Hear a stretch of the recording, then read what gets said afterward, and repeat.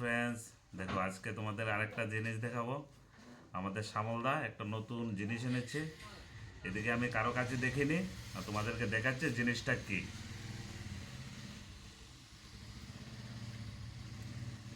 এই হলো মেসেজের নতুন মেশিন।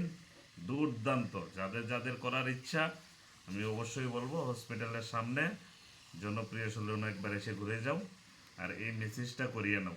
দুর্দান্ত, আমিও করাচ্ছি। দেখো,